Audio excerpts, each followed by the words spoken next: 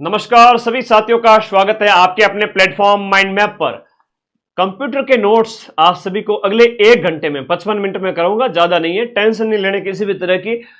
कम से कम concept clear होगा तो 5 में से 4, 5 में से 5 सही कर लोगे तो लगभग जो 8 से 10 नंबर का कंटेंट आएगा वो इसी क्लास के अंदर क्लियर हो जाएगा। आज से लेकर 5 दिन बाकी है, अभी तो 5 दिन बाकी है। महाभारत जैसा बड़ा युद्ध भी आपके 18 दिन में कंप्लीट हो गया था, तो ये तो छोटा सा एग्जाम है, आराम से पार कर लोगे 5 दिन के अंदर।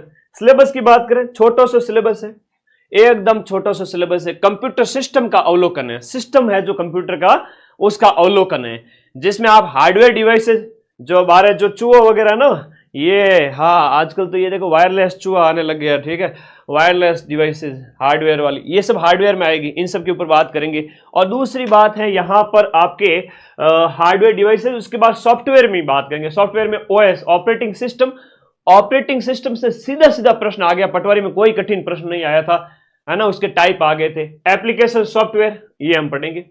फिर कार्यालय अनुप्रयोग के लिए, ऑफिस में इस्तेमाल के लिए आप क्या करोगे, देखो ऑफिस में वर्ड का और एक्सेल का इस्तेमाल किया जाता है। वर्ड वगैरह के अंदर फाइल बनाई जाती है, ये जो है ना पीपीटी वगैरह ना, तुम्हारे क्लास से पहले हमारे टाइपिस्ट है वो वर्ड में टाइप करते हैं इसको, है ना। एक्सेल वगैरह हो गया, एक्सेल में क्या होता है कि डाटा वगैरह स्टोर किया जाता है, डाटा की फाइलें वगैरह, वो जो सारणी वगैरह बनाई जाती है एक्सेल के अंदर, और एमएस एक्सेल। फिर पावर पॉइंट पीपीटी, एमएस ये से पावर पॉइंट प्रेजेंटेशन कहते हैं पीपीटी, और फिर इंटरनेट आ जाएगा। तो इंटरनेट है, एमएस एक्सेल, वर्ड वगैरह है, हार्डवेयर डिवाइस है, ओएस है, उससे ज्यादा कुछ भी नहीं है, उससे ज्यादा कुछ है ही नहीं। कंप्यूटर का जो इंट्रोडक्शन वो भी नहीं है। तो आइए स्टार्ट करते हैं सबसे पहले, और सिलेबस के अकॉर्डिंग बात करूंगा, एकदम टू द पॉइंट। फोन को सामने रखना है और 55 मिनट मुझे सुनना है, मैं सब कुछ याद करवा दूंगा, ठीक है। तो मेरे सभी साथियों का स्वागत है। कह दीजिए एग्जाम से कि मिट जाऊं तेरी धमक से, मैं वो साज नहीं और छोड़ दूं डर के मैदान, मैं वो बाज नहीं। कंप्यूटर में 5 में से 5 सही करके आओगे, है ना, कसम है तुम लोगों को मेरी।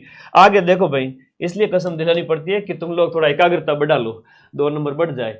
हार्डवेयर की बात करें, अभी मैंने चूहा दिखाया था, वो हार्डवेयर है। बाहर जितना भी दिखाई दे रहा है बाहर से हार्डवेयर है, मॉनिटर है, जो आपका सीपीयू का ढांचा वगैरह है, वो सब चीजें आपकी क्या है, हार्डवेयर डिवाइसेज है, जिसमें आपकी स्क्रीन है, मॉनिटर है, सीपीयू है, स्पीकर है। जो जो हमारे आंखों से हमें बाहर से दिख रहा है वो हार्ड है, हार्डवेयर है। कंप्यूटर में प्रयोग होने वाले सभी यंत्र हैं, वो भौतिक इलेक्ट्रॉनिक उपकरण है, वो हार्डवेयर है, जिसमें आपको दिख गया सामने, कोई पढ़ाने की बात है ही नहीं, इसके अंदर कोई पढ़ाने की बात है ही नहीं, हार्डवेयर है गुरुजी, हार्ड है, हार्ड हार्डवेयर बाहर की चीज। दूसरी बात है कंप्यूटर असेंबलिंग। अब असेंबल करना मतलब इकट्ठा करना एक साथ में, जैसे आप पुलिस की ट्रेनिंग वगैरह लेते हो तो गन असेंबलिंग वगैरह आपको सिखाया जाता है, ठीक है। तो ये चीजें आपको ध्यान रखना, इसमें होता है कई बार तो कंप्यूटर के हार्डवेयर भागों को आपस में जोड़ करके असेंबल किया जाता है। असेंबल मतलब इकट्ठा करना, असेंबल मतलब इकट्ठा करना। हार्डवेयर के दो देखो प्रकार कौन कौन से, हार्डवेयर में क्या क्या आ जाता है, सीपीयू। अब जो मैं गोला बनूं वो एग्जाम में प्रश्न बनेगा, जो मैं ज्यादा गोला बना के इंपोर्टेंट लिखूं वो प्रश्न बनेगा। जैसे पूछ लेंगे सीपीयू का नाम पूरा full form, central processing unit. Central processing unit जैसे कंप्यूटर का खोपड़ों का है, जहां पे सारी गतिविधि वहीं होती है। और फिर है 2 भाग है इसके अंदर, अब ये प्रश्न भी एग्जाम में आता है, इतने से काम नहीं चलता है। सीपीयू के अंदर भी आपका कंट्रोल यूनिट है, सीयू है, और एक प्रश्न ये पूछा जाता है एएलयू का फुल फॉर्म क्या है, अरिथमेटिक लॉजिक यूनिट, जो गणितीय गणनाएं, आंकड़ों की गणना के लिए काम में आता है, वो एएलयू है, सीयू है, कंट्रोल यूनिट, ये सब सीपीयू भाग है। और सीपीयू अपने आप में एक हार्डवेयर है, ठीक है, कोई टेंशन वाली बात नहीं है। फ्री माइंड से पढ़ते जाओ, किस किस का दुखड़ा रोए, दिन भर पढ़ के शाम को आराम से मुंह ढक के सोए। टेंशन नहीं लिया ना तो सिलेक्शन से तुम्हारा ही होगा, हाँ तुम्हारा होगा, तुम्हारा। ऐसे क्या देख रहे हो, तुम्हारा ही कह रहा हूं मैं। बेटे मुस्कुरा रहे हैं कि सर मेरा, हाँ बिल्कुल होगा यार, क्या बात है इसमें, कोई मतलब हर एक बच्चा नौकरी लेगा इसमें। देखो ये आपका सीपीयू है सीपीयू मतलब जो, जहां से अभी मैं लाइव हो रहा हूं तो मेरे सामने मेरा सीपीयू पड़ा है, जहां मेरा लाइव वाला सिस्टम पड़ा है, तो सीपीयू से ही सारी गतिविधि होती है, जिसमें आपका स्टोरेज डिवाइस होता है, आपका मेमोरी वाला भी होता है, प्रोसेसर भी होता है, मदरबोर्ड भी होता है, ग्राफिक कार्ड भी लगता है। ग्राफिक कार्ड वगैरह घना चौका चौका लगाया हो एकदम देसी घी की तरह, नहीं तो तुम्हारा वो सिस्टम चला ही नहीं, है ना। ये तो मैं रात दिन देखता रहता हूँ, नॉलेज है इतना। पावर सप्लाई का सिस्टम भी होता है, सॉफ्टवेयर मतलब स्टोरेज भी है, मेमोरी भी है, प्रोसेसर भी है। स्टोरेज भी है, मेमोरी भी है और प्रोसेसर भी है, सब सीपीयू मात्र में लगे, ठीक है। और जो कंप्यूटर है, जो कंप्यूटर सिस्टम है, उसका खोपड़ा जो है ना वो सीपीयू ही है। सीपीयू वाला डब्बा जो दिखा साइड में पड़ा रहता है बड़ा सा, सबको पता है, फॉर्म भरवाने जाते हो सब देखते हो ई मित्र वालों पे, किसी ने नहीं देखा हो तो। पेरिफेरल व इनपुट डिवाइस, पेरिफेरल डिवाइस जिसकी हम बात करें तो इसके अंदर आपका इनपुट और आउटपुट आएंगे। इनपुट डिवाइस क्या है, आउटपुट डिवाइस क्या है, मेमोरी यूनिट और संग्रह यूनिट, ये पेरिफेरल के अंदर आते हैं। तो थोड़ा सा ध्यान रखना कि ये एक शब्द है, इसमें हम सब डिवाइस की बात करेंगे। इनपुट है, आउटपुट है ना, और फिर मेमोरी यूनिट भी आती है। इनपुट आउटपुट के बाद मेमोरी भी आती है, संग्रह यूनिट भी आती है। सीधो सीधो प्रश्न थारे पेपर में मैंने छप चुको है कि स्टोरेज यूनिट कौन कौन सी है बताओ, पटवारी के पेपर में आया था। हाँ, स्टोरेज यूनिट कौन कौन जिसमें स्टोर किया जाता है। क्या तो थारो पेट है जट खावन खंडा जो गया, काम के नकाज के दुश्मन अनाज के का गुरुजी यूं मत क्यों। तो देखो स्टोर करना मतलब जो आंकड़े वगैरह डाटा स्टोर करने की बात करते हैं ना, संग्रह किसमें होता है, हार्ड डिस्क वगैरह है, एसएसडी है, ये स्टोरेज डिवाइस है। मेमोरी की अलग यूनिट होती है, रैम है, रोम है, स्टोरेज की हार्ड डिस्क, एसएसडी वगैरह। और इनपुट आउटपुट याद रखना है, पेरिफेरल कहलाते हैं। ये मदरबोर्ड पर सारा इलेक्ट्रॉनिक सर्किट जुड़ा होता है जिसपे ये मदरबोर्ड है, तो ये सीधी सी बात, ठीक है। अब एक इनपुट डिवाइस का प्रश्न आता है। इनपुट जिससे हम कोई निर्देश देते हैं कंप्यूटर को कि भाई कुछ चीज है वो बाहर आ जाए आउटपुट के रूप में। कोई काम हम करने बैठते हैं तो माउस से हम क्या हुआ आपका इनपुट देते हैं, है ना, या स्कैनर हो गया। तो एक ये बस स्क्रीनशॉट, इसको अच्छे से पढ़ लेना। इसमें से एक प्रश्न तुम्हारे 6 में से 6 पारी के अंदर छप चुका है, समझ लीजिएगा। छप गया है, समझ लीजिए क्या छप गया है सर। इनपुट में keyboard, joystick, scanner, barcode reader, इन सब से आप इनपुट देते हैं, तब हमें आउटपुट रिजल्ट मिलता है। जिसमें हेडफोन है, हेडसेट है तो गाने सुनाई देते हैं तो आउटपुट प्राप्त होता है। स्क्रीन है, स्क्रीन भी एक आउटपुट है। प्लॉटर वाला थोड़ा ज्यादा पूछ लेते हैं आजकल, प्लॉटर याद रखना। प्रिंटर वगैरह हो गया, प्रिंटर एक आउटपुट डिवाइस है ना, आउटपुट देता है, रिजल्ट देता है। ये जो गोले के अंदर है ना, ये इनपुट और आउटपुट दोनों है। ये इनपुट और आउटपुट दोनों है, इनपुट भी है और आउटपुट, जिसमें डिजिटल कैमरा भी है, पेन ड्राइव में टच स्क्रीन है, बहुत ज्यादा पूछा जाता है, सीडी डीवीडी है, वेब कैमरा है जो आपके कंप्यूटर के आगे लगा रहता है। तो सीधा सा एक प्रश्न तो ये छप चुका है। और स्टार्टिंग वाले जो प्रश्न थे जिसमें हमने बात की थी हार्डवेयर की हम बात की थी कि भाई आपका हार्डवेयर का उदाहरण कौन सा नहीं है, ऐसे पूछेंगे। तो जो बाहर से दिख रहा है वो तो है, और अंदर से कोई आपको कह देगा ऑपरेटिंग सिस्टम वगैरह, तो वो हार्डवेयर नहीं है, वो सॉफ्टवेयर हो जाते हैं, वो अंदर की बात है। तो थोड़ा समझना इस बात को, समझ गए ना। हाँ, तो उसके बाद में इनपुट और आउटपुट के बाद सीधा आगे चलता हूं। यहां पर काफी चीजें लिखी हुई है कि भाई इनपुट आउटपुट क्या क्या है। आउटपुट में जहां हमें परिणाम देखने को मिलता है, रिजल्ट देखने को मिलता है, प्रिंटर, स्पीकर, मॉनिटर, सारी की सारी। सीपीयू की बात करें तो केंद्रीय प्रक्रिया इकाई यानी सेंट्रल प्रोसेसिंग यूनिट है। सारी की सारी प्रक्रिया यहीं पर संपन्न होती है। कंप्यूटर में आप कोई भी काम करते हो तो उसी से प्रोसेस होता है। निर्देशों का निष्पादन है ना, एग्जीक्यूशन, कंट्रोल एंड कैलकुलेशन। निष्पादन, नियंत्रण और कंट्रोल वाला होता है। देखो सीपीयू के मुख्य भाग, एक तो कंट्रोल इकाई हो गई, और मुख्य काम है इसका मेमोरी और डाटा निर्देशों को लेना और गणना करना। एएलयू जो एक अंक गणितीय गणनाओं के लिए हम बात करें तो उसके लिए एएलयू होता है, ये भी आपका सीपीयू का पार्ट है, ठीक है। ज्यादा टेंशन नहीं लेनी इसमें, है ना, बहुत आराम से पढ़ो कि सीपीयू में एएलयू होता है, ठीक है। इसमें एक्यूमुलेटर और रजिस्टर का उपयोग करता है। मेमोरी स्टोरेज के अंदर हम बात करें तो स्थायी और अस्थायी। सीपीयू के अंदर एक तो परमानेंट मेमोरी होती है, एक है ना, और एक स्थायी भी होती है, एक अस्थायी भी होती है। दो प्रकार की मेमोरी है, आराम से समझते जाइए। प्राथमिक कौन सी है, द्वितीय कौन सी है, स्थायी कौन सी है, अस्थायी कौन सी है। माइक्रो प्रोसेसर भी बनाए गए थे। हम बात करें तो इंटेल है, वो 4004 1970 में पहली बार बना था, और वर्तमान में और भी कई सारे माइक्रो प्रोसेसर बन चुके हैं जो सीपीयू में लगते हैं। मेमोरी की बात करें, एक प्रश्न आपके 100% यहां से पूछा जाएगा, मेमोरी के आपके टाइप से संबंधित है। मेमोरी के टाइप से संबंधित प्रश्न पूछा जाएगा कि मेन मेमोरी कौन सी है, मुख्य मेमोरी कौन सी है, प्राथमिक मेमोरी कौन सी है, या हम इसे कहें कि आपकी अस्थायी मेमोरी कौन सी है, या आपका वोलेटाइल मेमोरी कौन सी है। ये इतने शब्द आते हैं सर, इतने आते हैं क्या। वोलेटाइल, वॉलेटाइल जो डाटा है वो मिट जाता है। कंप्यूटर बंद होने पर जो डाटा मिट जाए, पढ़ना और लिखना दोनों इसमें संभव होता है। वॉलेटाइल है, अस्थायी है, प्राथमिक है, और ये रैम है, random access memory. Random access memory, computer बंद हो गया, डाटा खत्म। लेकिन रोम है वो आपका केवल पढ़ने योग्य मेमोरी, रीड ओनली मेमोरी। इसका कई बार है ना सीधा सीधा फुल फॉर्म पूछ लेते हैं, रैम और रोम का पूरा नाम क्या है, एक प्रश्न ये हो गया। अब हम रोम की बात करें तो ये एक स्थायी मेमोरी है, नॉन वॉलेटाइल है। कंप्यूटर अगर बंद भी हो जाए तो ये आपके डाटा है वो इसके जैसे मिटता नहीं है, स्थायी रहता है, इसलिए इसका नाम स्थायी मेमोरी है। कंप्यूटर के अंदर ये बायोस का पूरा नाम पूछते हैं, है ना। ये बायोस क्या है, basic input output system, BIOS. BIOS आपके रोम के तहत कंप्यूटर के बायोस और बूटिंग के लिए आपका रोम की जरूरत पड़ती है। और बायोस वाला प्रश्न एग्जाम में पूछा जा चुका है कि भाई बायोस का फुल फॉर्म क्या है, input output system, basic input output system. ठीक है, ओके। उसके बाद रोम के प्रकार है, जैसे पी रोम है तो प्रोग्रामेबल रोम होते हैं, एक बार लिख है ना, इसे सिर्फ एक बार लिखा जा सकता है। ईपी रोम की बात करें तो ये इरेजेबल प्रोग्रामेबल रोम है, जो विशेष उपकरण से मिटाई जा सकती है और वापस से लिखी भी जा सकती है। तो पी रोम, ईपी रोम और डबल ईपी रोम जो इलेक्ट्रिकली इरेजेबल यानी कि इलेक्ट्रॉनिक उपकरण से है उससे मिटाई जा सकती है। तो वो ये आपके इसके रोम के टाइप हैं। ठीक है, तो रोम के टाइप बताए गए हैं यहां पर, मैंने बताए थे रोम के टाइप। बाहरी मेमोरी की बात करें, एक्सटर्नल या सेकेंडरी मेमोरी, जिससे प्रश्न जो परीक्षा में जो आता है वह है द्वितीयक मेमोरी कौन सी है। द्वितीयक, स्थायी, अस्थायी, volatile, non volatile, RAM ROM के अंदर देख लिया। लेकिन दूसरा प्रश्न यह बनेगा कि बाहरी मेमोरी कौन सी है, जो है आपकी एक्सटर्नल और या सेकेंडरी या द्वितीयक। तो उसके अंदर आपका हार्ड डिस्क आ जाएगी, यूएसबी। आ रही हमारी यूएसबी, देखो ये यूएसबी लगी हुई है इसके अंदर। तो ये यूएसबी यहाँ पर लगी हुई है। तो ये यूएसबी अगर नहीं हो ना, तो वैसे तो कंप्यूटर मेरा ये जो है डिजिटल बोर्ड अपने आप में जो है एक क्या है, डिजिटल बोर्ड अपने आप में कंप्यूटर है, ठीक है ना। तो लेकिन फिर भी स्टोर करने के लिए मैं यूएसबी लगाता हूँ। इस यूएसबी को मैं दूसरी जगह कंप्यूटर में भी लगा सकता हूँ।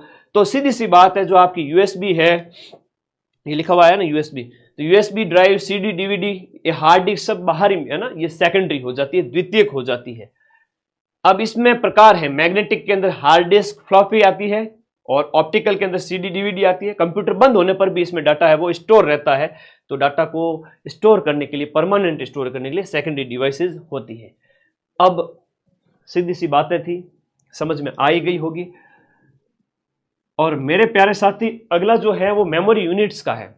एक प्रश्न 5 में से मेमोरी यूनिट का आपके पेपर में छप चुका है। मुझे बताओ सबसे छोटी इकाई कौन सी है, स्टार्टिंग की 3 सबसे छोटी इकाई, स्टार्टिंग की सबसे 3 छोटी इकाई बताओ। मेमोरी यूनिट एक बार के लिए छोड़ दीजिए। जैसे हम बात करें बिट, बाइनरी डिजिट 0 या 1, कंप्यूटर का सबसे छोटा जो है वो आपका डाटा यूनिट बाइनरी डिजिट के अंदर होता है। तो इसको हम बात करें, इसको ऐसे नहीं समझ पाओगे आप, इसको ऐसे समझ पाओगे। कंप्यूटर का सबसे छोटा डाटा की बात करें तो ये होता है आपका बाइनरी डिजिट, और बाइनरी डिजिट है आपका 0 या 1, इस तरह से 0 या 1। बाइनरी डिजिट 1 बिट बराबर, मतलब 1 बिट मतलब बाइनरी डिजिट है ये, 0 या 1। फिर हम बात करें 4 बिट मिलकर के एक निब्बल बनाते हैं। 4 बिट मिलकर के, बहुत बढ़िया मनोज कुमार सैनी, सारा बिट बाइट निब्बल। तो ऐसे लिखो ना, बिट बाइट। देखो सबसे पहले बिट हो गया, बाइट हो गया, फिर निब्बल हो गया।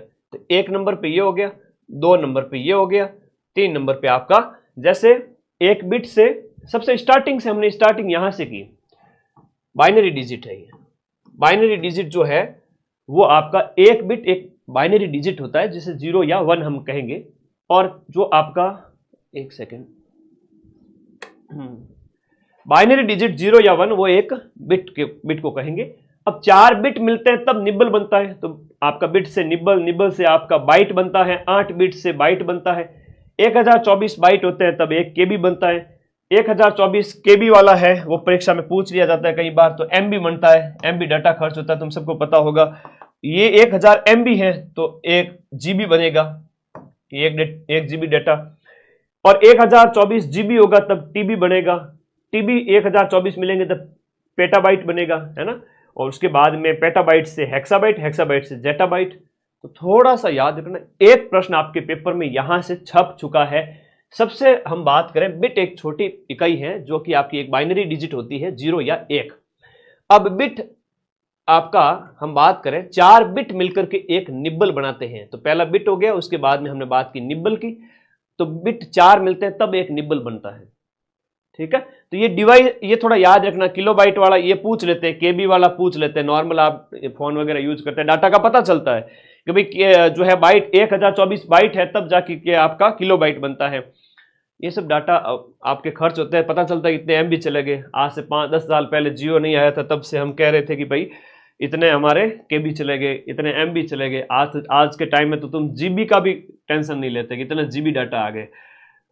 5-5 जीबी, 2-2 जीबी रोज के तुम 10-15-20 के एक्स्ट्रा रिचार्ज करके भी क्लास देखते रहते हो। तो पहले के टाइम में तो हम बात करें 10 साल पहले, जो सोच करके टेंशन होती थी कितने एमबी जा रहे हैं, तो एमबी से आपका जीबी इस तरह से छोटे छोटे प्रश्न पक्का है इनमें से। स्टोरेज डिवाइस की बात करें, स्टोरेज डिवाइस जो है वो आपके कंप्यूटर में डाटा स्टोर करने के लिए 2 प्रकार की मेमोरी है। एक तो प्राथमिक मेमोरी, प्राथमिक में हमने रैम रोम की बात की थी, और रैम रोम प्राथमिक इकाई के अंदर आएगी। देखो बहुत प्यारा क्वेश्चन है। प्राथमिक स्टोरेज इकाई के अंदर हमने बात करी प्राइमरी स्टोरेज मीडिया, जिसके अंदर रैम और रोम है, लेकिन ये वोलेटाइल है, नॉन वोलेटाइल है। स्थायी जो है आपके रैम है वो जो है अस्थायी। अभी हमने इसके बारे में बात की थी, स्थायी और अस्थायी के बारे में। तो वोलेटाइल, नॉन वोलेटाइल, ये कंप्यूटर के सीपीयू के तात्कालिक डेटा उपलब्ध कराती है। तो प्राथमिक में तो ये आ जाएगी, दोनों ही प्राथमिक के अंदर है, दोनों ही प्राथमिक में, ठीक है। लेकिन द्वितीयक के अंदर कहे, ये मोस्ट इंपोर्टेंट प्रश्न है, एग्जाम में आपसे पूछा जाएगा सेकेंडरी स्टोरेज डिवाइस कौन सी है, जो हार्ड डिस्क है, फ्लॉपी डिस्क है, एसएसडी है। इसका प्रश्न सीधा सा परीक्षा में पूछ लिया जाता है। फ्लॉपी डिस्क, ये आपकी, इसका निर्माण कैसे होता है, तो माइलर प्लास्टिक से बनी होती है। इसका डाटा ट्रैक और सेक्टर में व्यवस्थित किया जाता है। डाटा पढ़ने के लिए डिस्क ड्राइव का इस्तेमाल करते हैं इसके अंदर, और एक्सेस विंडो डाटा पढ़ने का स्थान होता है फ्लॉपी डिस्क में। फिर इंडेक्स हॉल है, वो फोटो सेंसर द्वारा डिस्क की स्थिति निर्धारित करने के लिए। सारी बातें नहीं पढ़ाऊंगा, मैन जहां से प्रश्न आता है वही पढ़ाऊंगा। इसकी विशेषताएं हैं वो आपका बताया गया। डाटा है वो आपका चुंबकीय रूप में स्टोर होता है। पुराने समय में मुख्य रूप से ऑपरेटिंग सिस्टम और एप्लीकेशन स्टोर करने के लिए इसका इस्तेमाल जो है होता था। हार्ड डिस्क की बात करें, हार्ड डिस्क कंप्यूटर का जो है वो मुख्य स्टोरेज डिवाइस है ना, ये भी याद रखना, परमानेंट डाटा स्टोर करता है और मुख्य डिवाइस है स्टोरेज की आपके हार्ड डिस्क है। कितने की हार्ड डिस्क लगी हुई है हम कहते हैं इस टाइप से। तो मास स्टोरेज डिवाइस जो है बड़ी मात्रा में डाटा स्टोर करता है। हार्ड डिस्क का एक प्रकार है सब। ऑनलाइन स्टोरेज डिवाइस की बात करें तो अलग अलग इसके अंतर्गत आ जाएगा। इसकी संरचना वगैरह ज्यादा इंपॉर्टेंट नहीं है, डिस्क प्लेटर वगैरह ये ज्यादा इंपॉर्टेंट नहीं है। इसके बाद हम बात करें सीडी रोम की बात करें, compact disc read only memory, ये इसका फुल फॉर्म है। सीडी रोम का फुल फॉर्म है कॉम्पैक्ट डिस्क, सीडी का फुल फॉर्म है कॉम्पैक्ट डिस्क। अब ये ऑप्टिकल स्टोरेज डिवाइस है, ऑप्टिकल मतलब प्रकाश से संबंधित, तो ऑप्टिकल स्टोरेज डिवाइस होता है। और रोम है वो आपका, मैं इसको A4 साइज के पेज में भेजूंगा, सिर्फ 15 पेज।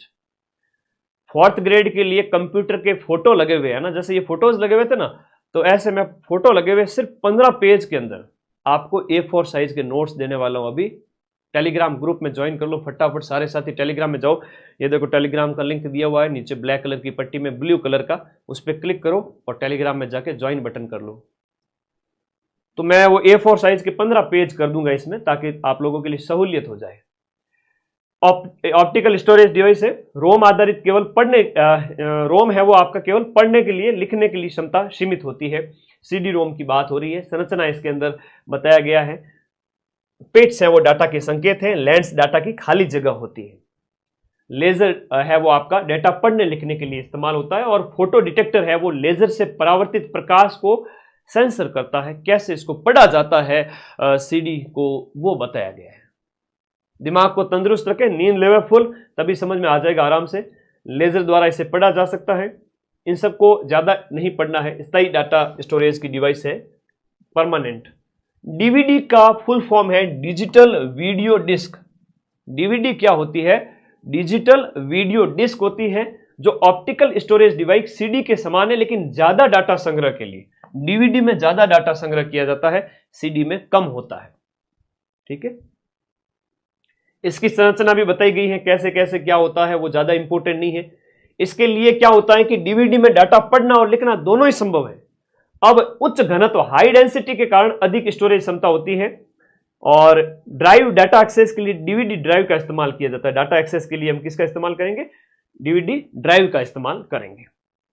इसको लेजर और फोटो डिटेक्टर से पढ़ा जा सकता है डीवीडी को।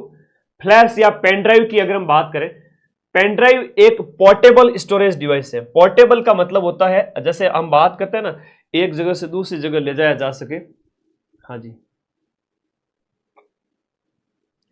पोर्टेबल डिवाइसेस, जैसे हम लैपटॉप वगैरह की बात करते हैं ना।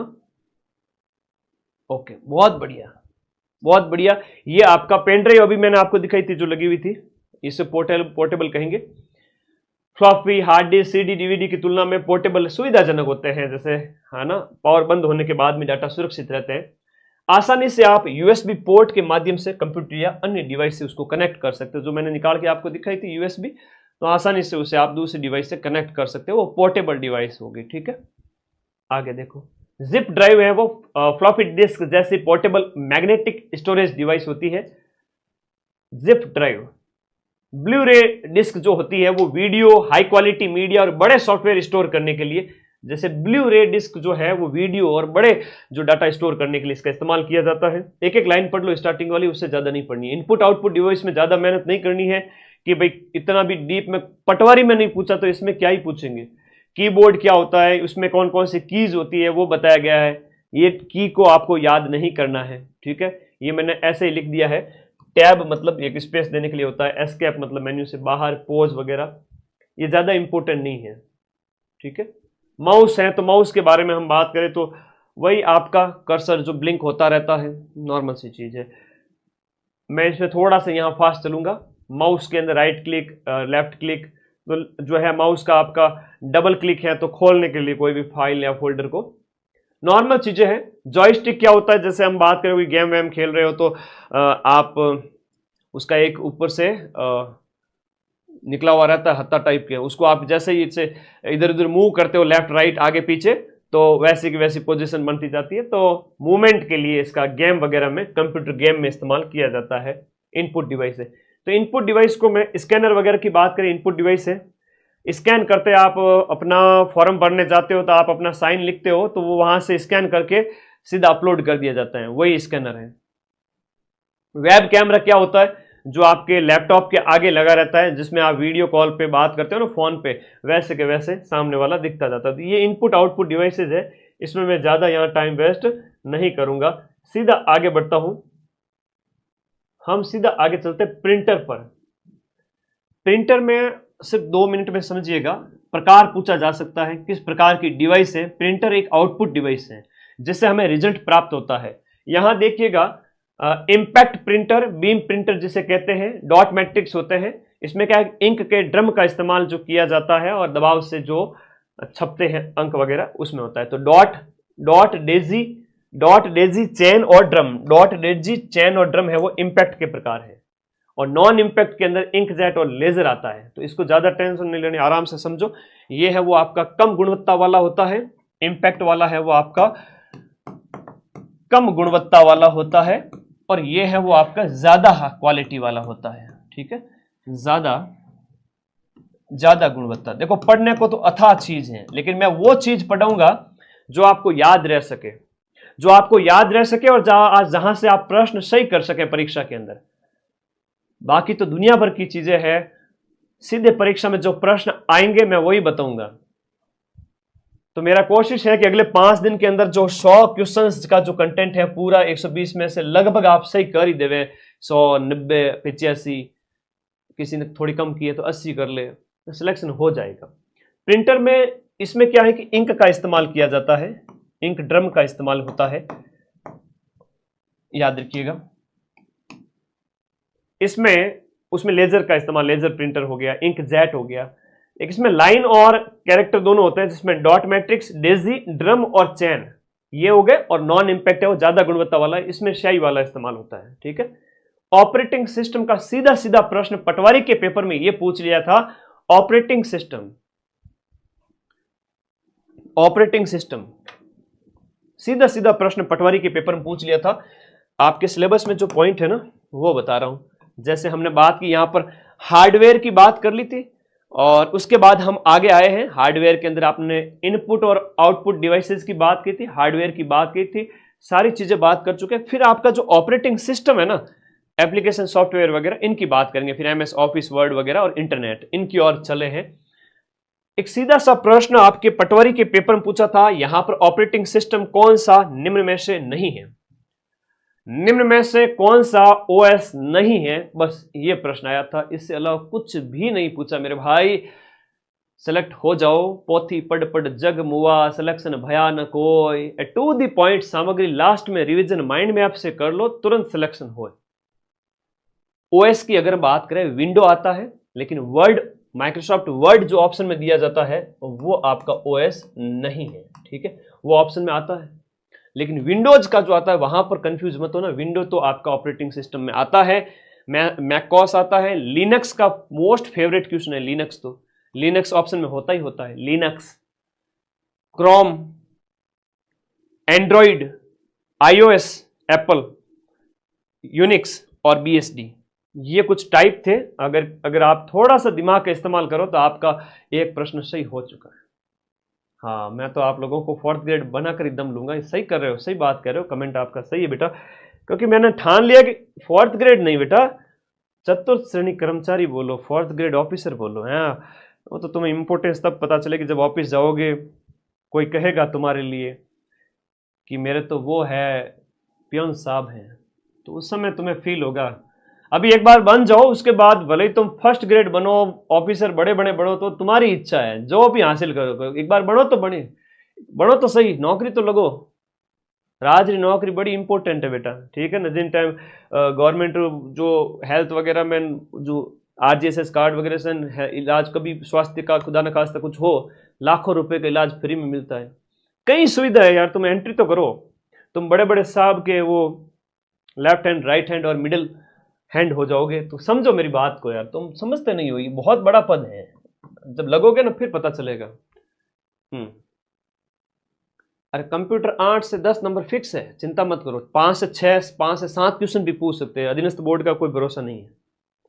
पटवारी में कह रहा था कि इंटरनेशनल करंट नहीं देंगे, सिर्फ नेशनल देंगे, राजस्थान नहीं देंगे। राजस्थान का भर भर के दिया, इस पर भरोसा नहीं कर सकते, ठीक है। इसलिए मैं कह रहा हूं 10 नंबर तो पक्के हैं। ऑपरेटिंग सिस्टम की बात करें तो एक सिस्टम सॉफ्टवेयर है जो कंप्यूटर हार्डवेयर और सॉफ्टवेयर संसाधनों का मैनेजमेंट करता है और उपयोगकर्ता को कंप्यूटर से इंटरेक्ट करने का एक आसान तरीका प्रदान करता है। जो यूजर है वो कंप्यूटर से कैसे इंटरेक्ट करे। वैसे तो कंप्यूटर का ये डब्बा किसी काम का नहीं है। अगर आपको हार्डवेयर और सॉफ्टवेयर का सही तरीके से मैनेजमेंट करना है तो आपको ऑपरेटिंग सिस्टम उसमें होना ही चाहिए। अगर ऑपरेटिंग सिस्टम इंस्टॉल नहीं है तो वो आपकी कंप्यूटर डब्बा है, किसी काम का ही नहीं है, ठीक है। जरूरत है उसकी। तो ये हार्डवेयर और सॉफ्टवेयर संसाधनों के मैनेजमेंट के लिए एक मीडिएटर की भूमिका निभाता है ओएस ऑपरेटिंग सिस्टम, और एक मध्यस्थ की भूमिका निभाता है। जैसे कि आपके चतुर्थ श्रेणी कर्मचारी है, वो एक ऑपरेटिंग सिस्टम है। बड़े साहब और उनके, समझ जाओ, बिचौलियों के बीच में कि मेरा पियोन साहब आएंगे, सारा काम संभालेंगे, वो इज्जत और रेस्पेक्ट मिलेगी तुम्हें, चिंता मत करो। तो ये ऑपरेटिंग सिस्टम है, हार्डवेयर उपयोगकर्ता के बीच में ऑपरेटिंग सिस्टम है, वो मध्यस्थ है, मीडिएटर का काम करता है। CPU, memory, input output device और संसाधनों को आवंटित करता है जिससे एप्लीकेशन सुचारू रूप से चल सके, ठीक है, आप बढ़िया तरीके से काम कर सके, इसमें ये हेल्प करता है। ओएस कंप्यूटर का मुख्य सॉफ्टवेयर है जो हार्डवेयर और उपयोगकर्ता के बीच पुल का काम करता है, जिसमें विंडो आता है। बहुत इंपॉर्टेंट प्रश्न है, विंडो आपका ऑपरेटिंग सिस्टम है। विंडो क्या है? एक ऑपरेटिंग सिस्टम है। विंडो ऑपरेटिंग सिस्टम है भाई, याद कर लीजिएगा। आज 6,66,000 सब्सक्राइबर हो गए। बच्चा कमेंट कर रहा है 7 लाख कर दो बस फटाफट। जितने साथी जुड़े हुए, मुझे लगता है 2 दिन के अंदर हो ही जाएंगे। खैर, ये तो हो जाएंगे, कोई दिक्कत नहीं। विंडो एक ऑपरेटिंग सिस्टम है। लिनक्स मोस्ट इंपोर्टेंट है, दूसरे नंबर पर बार बार पूछा जाता है। मोस्ट है भाई, मोस्ट है ऑपरेटिंग सिस्टम। ओएस के टाइप सीधा सीधा रट लो, स्क्रीनशॉट ले लो और अपना 1 नंबर पक्का कर लो। 1.66 मार्क्स है एक क्वेश्चन का, ठीक है ना। ये ओएस है, ये सब क्या है, ऑपरेटिंग सिस्टम है। विंडो इसमें मोस्ट है, लिनक्स इसमें मोस्ट है, आता ही आता है। पटवारी में पूछा था ये वाला, फोटो खींच लो रे, स्क्रीनशॉट ले लो, मेरा नहीं, इसका मुख्य काम। ओएस क्या करता है, सीपीयू, मेमोरी, स्टोरेज और जो आपके इनपुट आउटपुट डिवाइस का मैनेजमेंट करता है। उपयोगकर्ता interface, graphical user interface, GUI, इसका भी फुल फॉर्म पूछते हैं। और सीयूआई के माध्यम से यूजर इंटरेक्शन करवाता है, फाइल और मेमोरी का मैनेजमेंट करवाता है। आप कहाँ फाइलें सेव करोगे, कई सारी चीजें हैं, फाइल और मेमोरी का मैनेजमेंट, प्रोग्राम का निष्पादन, ये सब ऑपरेटिंग सिस्टम से ही होते हैं। कई काम निष्पादित करता है यूजर इनपुट, और सिंगल यूजर ओएस एक समय में एक उपयोग करता है, मल्टी में कई सारे काम एक साथ करे। तो ओएस और उसके प्रकार वगैरह हमने देख लिए।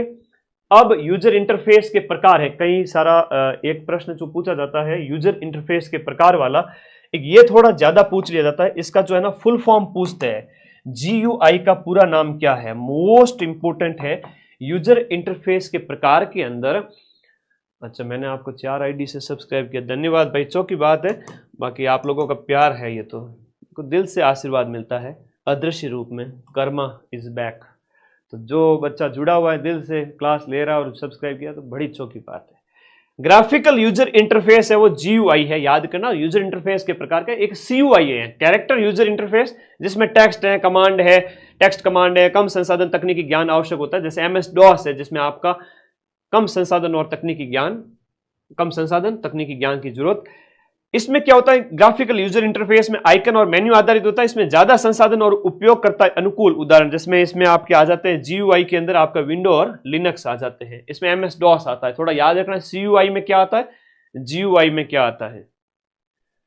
तो विशेष जानकारी, ओएस के बिना कंप्यूटर बेकार है, क्योंकि ये एक एप्लीकेशन हार्डवेयर के बीच प्लेटफॉर्म करता है, क्योंकि उसके बिना आप कंप्यूटर इस्तेमाल कर ही नहीं सकते। आप छोटे बच्चे की तरह भले ही चलाओ उसको, है ना, पेंट वगैरह ओपन करके, अलग उसमें भी बहुत, वो भी नहीं चलेगा, कई सारी चीजें हैं। थैंक यू मेरे प्यारे बच्चों, नॉर्मल चीजें हैं। आप लोगों को ये नोट्स सिर्फ आधे घंटे में रिवाइज करने टेलीग्राम पे जाके, और जितने भी नोट्स दे रहे हैं, जितने भी नोट्स आपके पास में, रोज के रोज रिवाइज करके भूल जाओ, रात को सो जाओ, दूसरे दिन वापस उठ करके फिर रिवाइज करो, फिर रात को सो जाओ, 8 घंटे नींद लो, 14 घंटा रिवीजन करो, जगमार के याद होगा, याद होना पड़ेगा। बस अगले 4-5 दिन यही करो, और एक ओएमआर पर अभ्यास जरूर कर लेना, ठीक है। घोड़ा वोड़ा गलत भर के आगे ना देख लेना, ठीक है। ओएमआर का थोड़ा सा अभ्यास कर लो। ओएस कंप्यूटर का पहला सॉफ्टवेयर है जो बूटिंग के समय मेमोरी में लोड होता है, ठीक है जी। मुख्य काम मेमोरी, ये ओएस के काम है, यहां पर फाइल मैनेजमेंट वगैरह है, ये मैंने बता दिए थे।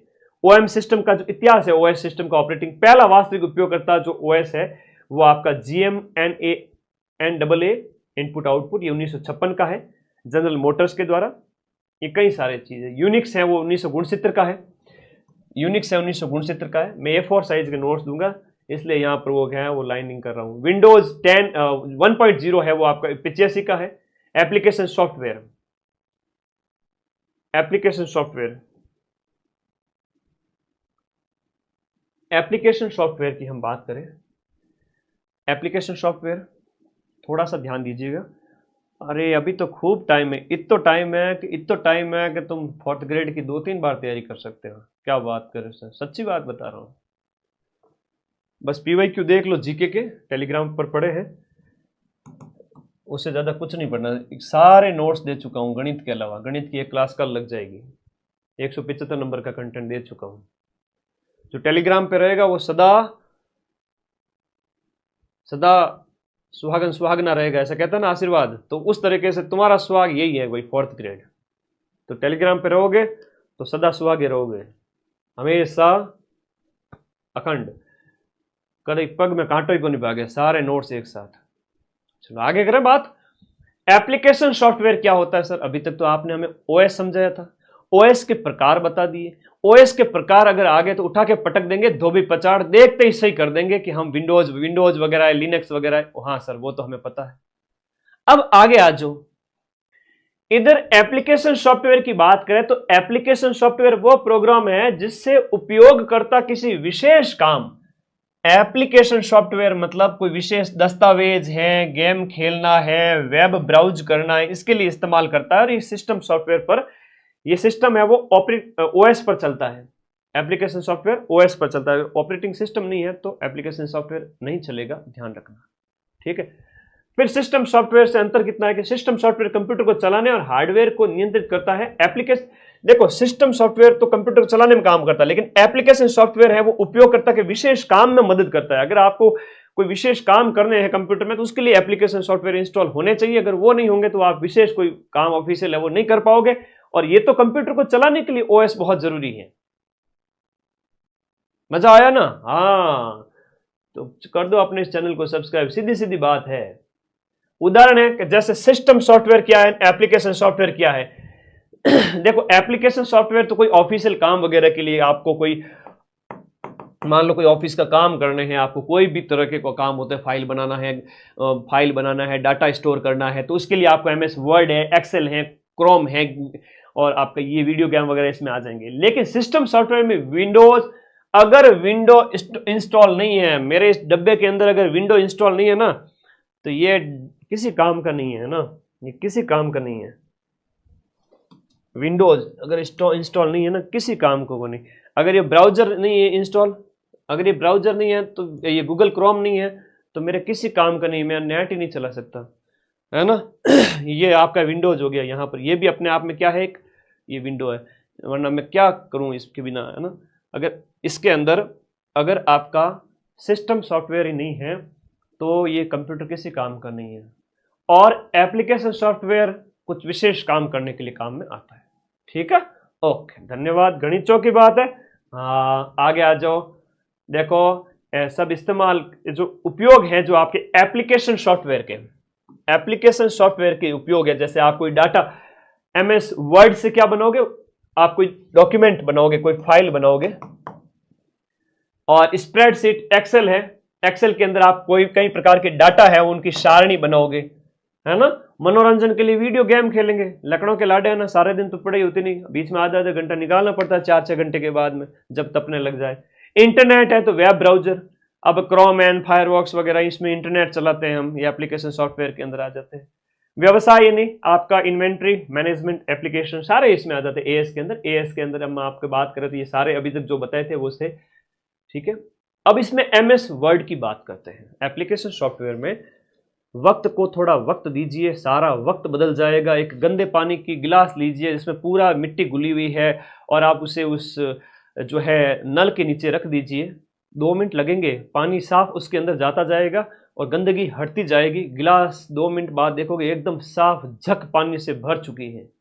तो वैसे अपने दिमाग को थोड़ा शांत रखना है। एग्जाम हॉल में जब बैठो 5 मिनट बाद में पेपर हाथ में आते ही सब कुछ सेट हो जाएगा और तुम सेलेक्ट हो जाओगे। एमएस वर्ड की बात करें, माइक्रोसॉफ्ट कॉर्पोरेशन द्वारा बनाया गया था एमएस वर्ड। इसका उपयोग जो डॉक्यूमेंट बनाने वगैरह के लिए किया जाता है, ये इस प्रकार से होता है एमएस वर्ड।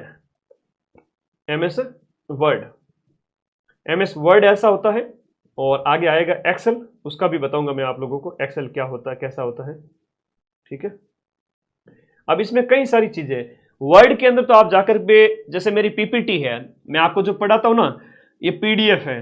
अब इस पीडीएफ को बनाने के लिए हमारे टाइपिस्ट साहब बहुत मेहनत करते हैं, ठीक है, दिन रात लगे रहते हैं, ठीक है। तो वो सब इसी में बनाते हैं वर्ड के अंदर। और एक्सेल है तो कोई अगर ऑफिशियल कोई काम वगैरह है, डाटा का स्टोर करना, ये एक्सेल के अंदर है। जैसे यहाँ सारणी बनानी है, कोई स्कूल का रिजल्ट वगैरह होता है बच्चों का, इस तरह से डालना, या कोई कॉमर्स के डाटा वगैरह डालना है, तो वो एक्सेल के अंदर हो गया, ठीक है। और कोई फाइल बनानी है तो फाइल बनानी है, पीडीएफ वगैरह बनानी है। जैसे मैं बच्चों को पढ़ा रहा हूं, मैंने कहा टाइपिस्ट को कंटेंट भेजा, मैंने कहा सर ये बना दीजिए अपने पीडीएफ बच्चों को पढ़ाने के लिए, यहाँ पर लिख लीजिए माइंड में, आप हारा वही जो लड़ा नहीं, इस तरह से बढ़िया डिजाइन करिए, तो वो आपके वर्ड के अंदर फाइल बनाएंगे, ठीक है। तो ये इसमें वो इसका इस्तेमाल करेंगे, समझिए इस बात को। एमएस वर्ड माइक्रोसॉफ्ट ऑफिस का हिस्सा है। जो वर्ड है वो माइक्रोसॉफ्ट ऑफिस का ही पार्ट है। इसमें माइक्रोसॉफ्ट ऑफिस के मुख्य प्रोग्राम क्या है, मोस्ट इंपोर्टेंट चीज यहां पर लिखी हुई, 2 बातें लिखी हुई, एक ये लिखी हुई है, एक ये लिखी हुई है। वर्ड है वो ऑफिस का हिस्सा है। माइक्रोसॉफ्ट ऑफिस के अंदर वर्ड भी आता है, एक्सेल भी आता है, पावर पॉइंट प्रेजेंटेशन भी आता है, ये सब आता है, ठीक है, एमएस वर्ड के अंदर। MS ऑफिस के अंदर ये सारे आते हैं। वर्ड ऑफिस का ही पार्ट है। वर्ड को शुरू करने वाली फाइल है वो शॉर्ट में winword.exe दिया गया है। शॉर्टकट भी दिए गए, अगर आप S दबाओगे कंट्रोल के साथ फाइल सेव हो जाएगी। ये नॉर्मल चीजें हैं जो ज्यादा डीप में नहीं पूछी जाएगी। रूलर क्या होता है? MS वर्ड में 2 प्रकार के रूलर होते हैं, जो हॉरिजेंटल होता है और वर्टिकल होता है। तो अलग अलग उसकी साइज वगैरह बताई गई है। पैराग्राफ को कैसे लिखना है, इसमें आप ज्यादा माथापच्ची न करें। मेन्यू बार वगैरह, स्टेटस बार कहाँ क्या, इसमें ज्यादा माथापच्ची न करें। ठीक है, मैं सीधा आगे चलूंगा। MS के बाद में मेल मर्ज वगैरह ये सब आगे बात करते हैं। अब इसके बाद सीधा इसमें तो क्या कैसे यूज करना वो सारी चीजें बताई गई। जो ज्यादा माथापच्ची वाली बात है वो मत है ना, इसमें ज्यादा टाइम वेस्ट मत करना। जो सीधा 5 में से मैं बता देता हूं क्वेश्चन कौन कौन से आएंगे। वही कंप्यूटर के हार्डवेयर सॉफ्टवेयर से क्वेश्चन आएगा, हार्डवेयर से, इनपुट आउटपुट वाला, मेमोरी वाला, इंटरनेट वाला। तो तुम क्या सोचते हो कि पूरे सिलेबस को ना पढ़े और एक को ही रटते जाए? ये तो फेल होने के लक्षण है। एक को नहीं रटना है, पूरे सिलेबस को पढ़ना अच्छे से। याद हुआ तो ठीक, नहीं तो टेंशन नहीं लेनी, आगे बढ़ो। बहुत बड़ा सिलेबस है तो सारे पार्ट है वो कवर कर लीजिए। इसलिए मैंने कहा कि आपका MS जो माइक्रोसॉफ्ट ऑफिस का जो पार्ट है वर्ड, उससे आगे हम बढ़ चुके हैं। उसका दूसरा पार्ट माइक्रोसॉफ्ट ऑफिस का वर्ड के बाद में है एक्सेल। वर्ड समझ लिए बस, बहुत है। उसके बाद एक्सेल को समझ लो, थोड़ा सा बहुत है। 5 में से 1 या 2 मुश्किल, 1 या 2 क्वेश्चन मुश्किल। 2 क्वेश्चन यहां से आ गए, 1 इंटरनेट से आ गया, 1 हार्डवेयर से आ गया। उससे ज्यादा कितने प्रश्न ही नहीं है। 15 प्रश्न होते तो मैं लालच करता। तो हमेशा सिलेक्शन की रणनीति पे ध्यान रखो कि आउटपुट कितना मिल रहा है। ज्यादा लालची होना चाहिए पढ़ाई के अंदर कि भाई हमें जितना फायदा होगा हम उतने सेल्फिश बनकर पढ़ाई करेंगे। ठीक है, तो एक्सेल की प्रकार की बात करें, एक्सेल है वो स्प्रेडशीट एप्लीकेशन सॉफ्टवेयर है। Excel is a spreadsheet, important है ये लाइन, थोड़ा रट लेना, दिमाग में बिठा लेना। एक्सेल स्प्रेडशीट एप्लीकेशन सॉफ्टवेयर, इसका प्रयोग है वो एक्सेल में आते ही आप डाटा, एक्सेल में डाटा, और हमने बात की वर्ड के अंदर फाइलें बनाई जाती हैं। नॉर्मल सामान्य जानकारी किसी भी बच्चे ने अगर सिर्फ आधा घंटा ये क्लास देख ली और जिंदगी में कभी कंप्यूटर नहीं पढ़ा है तो भी 5 में से 3, 4 उसके ऊपर डिपेंड करता है, वो सही करके आ जाएगा। और जिसने थोड़ा सा चेक कर लिया वो 5 में से 5 सही करेगा। ठीक है, कोई कठिन प्रश्न नहीं आएगा, आएगा ही नहीं, देख लेना। वर्कशीट का पहला, इसमें कैसे तैयार की जाती है ये आपको याद रहेगा। एक्सेल का एक जो पेज खुला हुआ है, अब इसमें कैसे क्या बनाते हैं वो मैंने लिखा है हालांकि, लेकिन एक रीडिंग मार लेना, टाइम बर्बाद मत करना। फिर से कह रहा हूं, इसमें टाइम बर्बाद नहीं करना है। सिलेक्शन लेना है तो टाइम बर्बाद नहीं करना है। इसमें स्लाइड कैसे बनाई जाती है, स्लाइड का व्यू कैसा आता है, ये शॉर्टकट वगैरह अभी काम के नहीं है। ठीक है, कंट्रोल के साथ में जो है दबाओगे की को तो सेव हो जाता है, कॉपी हो जाता है, पेस्ट हो जाता है, इस तरह से है। सामान्य चीजें हैं, इसमें समय बर्बाद नहीं करेंगे। लास्ट वाला पार्ट है इंटरनेट आज की क्लास का। 5 ही प्रश्न है, इसलिए कह रहा हूं टेंशन नहीं लेनी है, ज्यादा आउटपुट हमें लेना है। साची बात है हमारी, तो नॉर्मल पढ़ लो, बहुत है। पूरा नाम है इंटरनेट, इंटरनेशनल नेटवर्क विंटन जी सर्फ, इसके द्वारा इसका आविष्कार किया गया सबसे पहले। दुनिया भर में कंप्यूटर नेटवर्क का एक विशाल, जैसे वाइड एरिया नेटवर्क जो हम कहते हैं, वे लेन के बाद लेन, मेन, वेन जो होता है ना, वेन जो है वो इंटरनेट का एक उदाहरण है ना, विश्व स्तर पर जो है वो आपका वेन है। भारत में बात करें तो 15 अगस्त 1995 को भारत में इंटरनेट की शुरुआत होती है। VSNL नहीं, VSNL, विदेश संचार निगम लिमिटेड, विदेश संचार निगम लिमिटेड, VSNL के रूप में भारत में सबसे पहले इंटरनेट आया था 1995 में। तुम जैसे कई बच्चों का तो कहीं की लॉन्चिंग 10 साल बाद में, कहीं की 5 साल बाद में, हो सकता है कुछ 95 से पहले की हो, तो आधो की तो लॉन्चिंग है वो 1995 के बाद में। तो इंटरनेट भारत में तुमसे ज्यादा क्या है, बड़ा है। समझ गए बात को? तो वेन अपने आप में एक इंटरनेट का हो गया आप विश्व स्तर पर जो है, और भारत में 1995 में शुरू होता है। भारत का पहला सार्वजनिक जो ISP विदेश संचार निगम लिमिटेड था, भारत का पहला जो आया था, हम उसकी बात करें। हाँ, आ गया जो पहला नेटवर्क जिसने इंटरनेट की नींव रखी थी। ये बहुत बढ़िया प्रश्न है, ये बहुत बढ़िया प्रश्न है। आगे देखो, 10 क्लास पूरी करा दो। 10 तो पूरी हो रही है ना, कोई दिक्कत ही नहीं है। 10 क्लास तो पूरी हो रही है। कितनी क्लासें करवा दी अभी तो, उसमें से ऐसी ऐसी क्लासें लाऊंगा, तुम बस सब्र रखो। पहला नेटवर्क जिसने इंटरनेट की नींव रखी वो आपका अर्पा नेट था। पहला नेटवर्क जिसने इंटरनेट की नींव रखी थी वो अर्पा नेट था। ठीक है। अच्छा सर, कंपटीशन रहेगा तो सिर्फ माइंड मैप विद्यार्थियों वालों का ही रहेगा? बिल्कुल, सिलेक्शन तो माइंड मैप वालों का मैक्सिमम होना ही है, टेंशन वाले। इंटरनेट की बात करें, इंटरनेट है वो आईपी प्रोटोकॉल, इस पे काम करता है, टीसीपी या आईपी प्रोटोकॉल पर काम करता है इंटरनेट। और पहला नेटवर्क जिसने इंटरनेट की नींव रखी थी वो अर्पानेट। और भारत का पहला सार्वजनिक आईएसपी है वो बीएसएनएल है। 1995 में इंटरनेट की शुरुआत होती है। इसका फुल फॉर्म भी कई बार पूछ लेते हैं, वर्ल्ड वाइड वेब, WWW जो आईपी एड्रेस होता है, आप लिखते हो, सर्च करते हो। हम बात करें डीएनएस का मतलब होता है डोमेन नेम सिस्टम। ये कल पूछा गया था कांस्टेबल में, ये कल कांस्टेबल के पेपर में पूछा गया था। बहुत ही अच्छा प्रश्न है। फुल फॉर्म थोड़ा सा याद कर लेना, डोमेन नेम सिस्टम, डीएनएस है। इंटरनेट एक्सेस, जो हम बात करें, इंटरनेट एक्सेस करने के लिए वेब ब्राउजर का इस्तेमाल, जैसे क्रोम, फायरफॉक्स, सफारी, ओपेरा। आप क्रोम में कोई भी चीज सर्च करते हो तो खुल जाती है, ओपन हो जाती है, तो ये इंटरनेट के लिए क्या है? ब्राउजर है। क्या है? Web browser. तो एग्जाम में सीधा सा प्रश्न आता है, निम्न में से कौन सा वेब ब्राउजर का उदाहरण है, नहीं है? तो भाई इंटरनेट चलाने के लिए क्रोम, फायरफॉक्स, सफारी, ज्यादातर हम क्रोम का इस्तेमाल करते हैं, गूगल क्रोम जो है, तो इंटरनेट चलाने के लिए तो वेब ब्राउजर है ये। फाइल डाउनलोड करने, डाउनलोडिंग, फाइल को अपलोड करना, अपलोडिंग। यूआरएल का फुल फॉर्म आपसे पूछेंगे। यूआरएल मतलब यूनिफॉर्म रिसोर्स लोकेटर। वेबसाइट या फाइल के पते को क्या कहते हैं? वेबसाइट या फाइल का पता। वेबसाइट आपने सर्च किया, ये देखो यूआरएल यहां मैंने डाला, ओपन किया, ऐसे ऐसे कोई भी टैब खोला मैंने, जैसे ये रहा। अब यहां पर यूआरएल डालो है तो सर्च करो तो आ जाएगा सीधा सीधा। ये होता है यूआरएल का पूरा नाम, डीएनएस का पूरा नाम, आईपी एड्रेस, ये अलग अलग इंपोर्टेंट नहीं है ज्यादा। ठीक है। राउटर पर आईपी एड्रेस लिस्ट देखने का कमांड है वो शो आईपी इंटरफेस होता है। पीएटी का प्रयोग एक आईपी एड्रेस कई यूजर को ग्लोबल इंटरनेट से कनेक्ट करने के लिए पीएटी का प्रयोग किया जाता है। शेल अकाउंट जो है, कंप्यूटर सीधे नेट से नहीं जुड़ा है, आईएसपी कंप्यूटर से जुड़ता है, इसमें इनको छोड़ दीजिए। आईएसपी का पूरा नाम है इंटरनेट सर्विस प्रोवाइडर। इंटरनेट सेवा प्रदान करने वाला आईएसपी होता है। इंटरनेट सेवा प्रदान प्राप्त करने के जो साधन है वो डायल अप है, लीज लाइन है, ब्रॉडबैंड है, ये ध्यान रखना। और डायल अप कनेक्शन है वो टेलीफोन लाइन के माध्यम से आईएसपी, वो डायल अप होता है, ध्यान रखना। और उसके बाद में एएसपी का पूरा नाम है एप्लीकेशन सर्विस प्रोवाइडर होता है। एक सॉफ्टवेयर के माध्यम से सभी ग्राहकों को इंटरनेट सेवा प्रदान की जाती है। एचटीटीपी का फुल फॉर्म, हाँ मोस्ट इंपोर्टेंट है, एग्जाम में पूछ लिया जाता है, हाइपर टेक्स्ट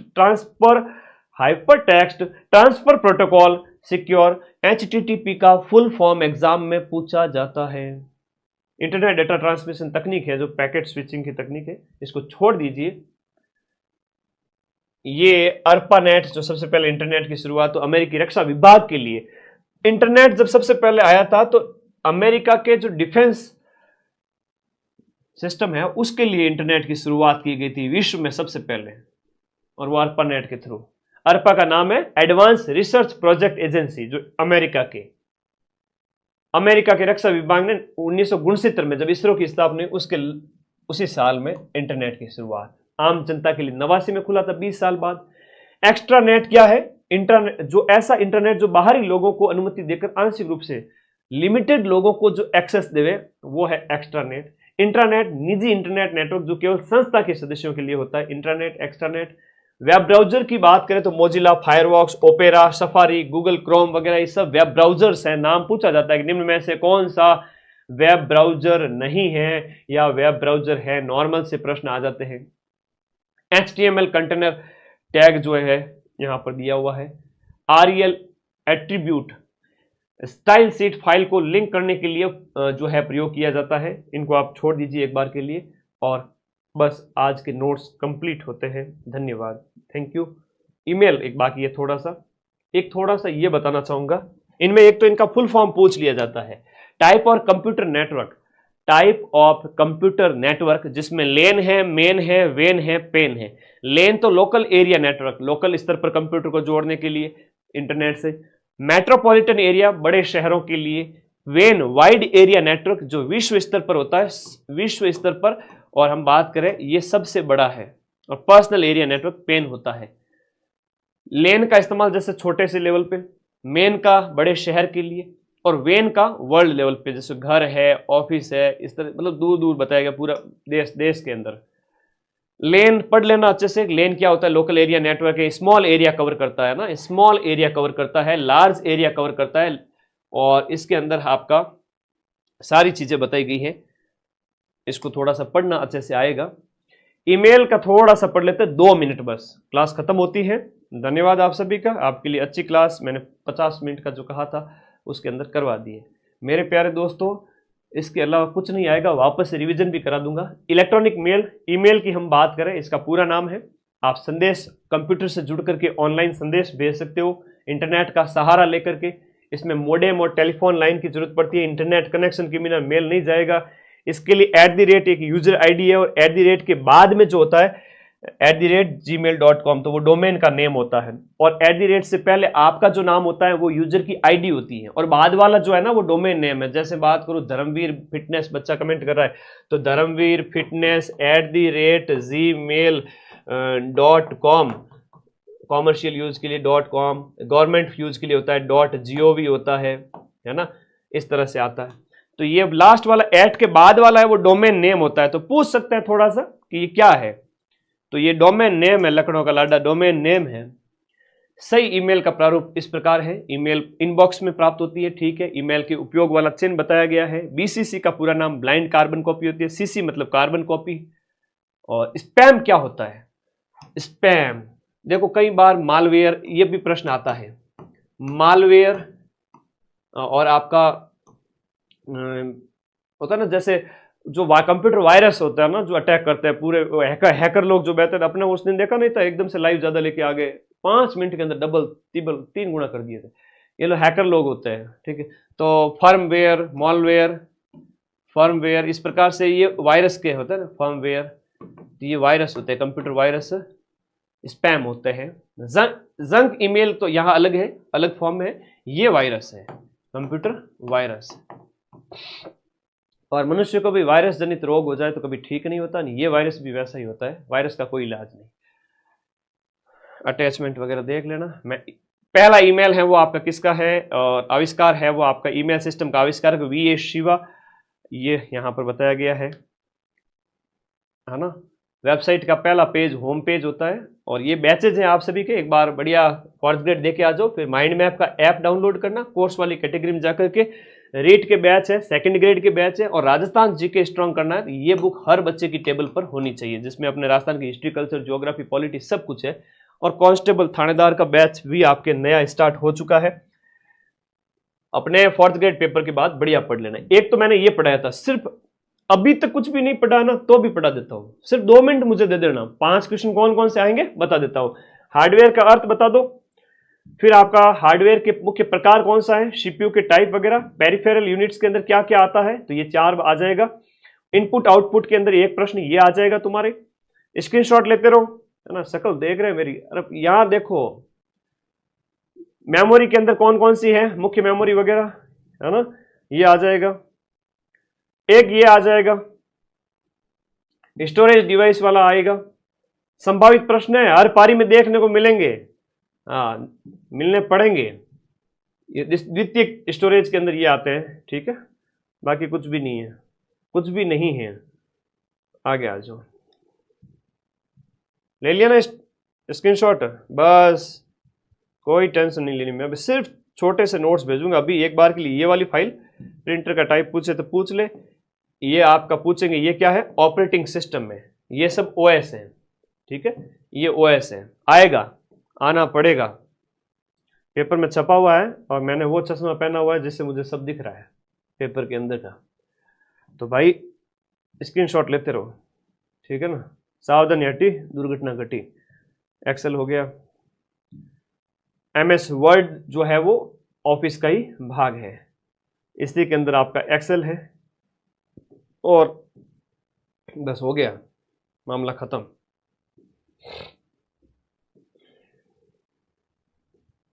चलिए फिर एक थोड़ा इंटरनेट वाला देख लेना, लास्ट लेन वेन मेन वाला देख लेना थोड़ा सा, ये वाला, ठीक है। बस हो गया, इससे बाहर कुछ नहीं। टाटा बाय बाय, खत्म क्लास आज की। 1 घंटे का कहा था और 1 घंटा मैंने करवा दिया है। अब इससे ज्यादा बच्चे की जान लोगे क्या? आने पड़ेंगे प्रश्न, प्रश्न आने पड़ेंगे, ठीक है। पटवारी मैंने सोच रहा था बहुत हाई लेवल आएगा, बच्चों इतनी तैयारी की, दिन रात एक कर दिया। अच्छी बात है, दिन रात एक करना, मेहनत करना आपके अंदर योग्यता डेवलप करता है। एग्जाम में कई बार होता है ना, भले ही सिलेक्शन आपने 2-4 एग्जाम पीछे दिए हो, नहीं हुआ हो, लेकिन वो योग्यता डेवलप हुई, मेहनत करने की काबिलियत विकसित हुई दूसरे बच्चों की तुलना में। तो परीक्षाएं आपके व्यक्तित्व का निर्माण करती है, परीक्षाओं से कभी मत डरो, परीक्षा में शामिल हो, सारे फॉर्म भरो, 4th ग्रेड से लेकर के आईएएस का फॉर्म भरो। तुम लोगों को आईएएस का फॉर्म भी भरना चाहिए। आप लोग आईएएस प्री वाला जो फॉर्म है वो भी भरा करो, आईएएस प्री देके आया करो। मैं तो कहता हूँ एक सिंगल आपको जो सुटेबल लगे वो सारे एग्जाम दिया करो, उससे आपको एक कंपटीशन के लेवल का पता चलता है, आपको जानकारी होती है, बहुत सारी चीजें होती है। एक साल भर में 10 एग्जाम होते हैं, दिया करो। जो एग्जाम से बचेगा उसका सिलेक्शन मुश्किल है, ठीक है। हर साल के मिड में मई जून में प्री होता है, उसके फॉर्म निकलते हैं फरवरी मार्च में, तो भरा करो फॉर्म। आपके ब्रेन का विकास होगा, बढ़िया एक कैंडिडेट बनोगे और जीवन में हमेशा सुखी रहोगे। माँ सरस्वती के पास हो तो हमेशा सुखी रहोगे। नौकरी लगी तो भी सुखी, नौकरी नहीं लगी तो भी सुखी होगे, क्योंकि पढ़ाई कभी बेकार नहीं जाती, ठीक है।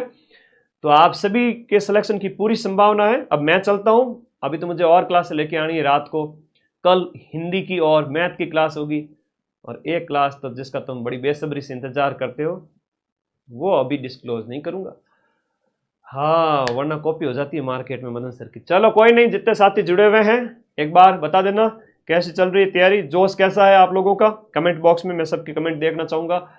थैंक यू, धन्यवाद, ओके बाय।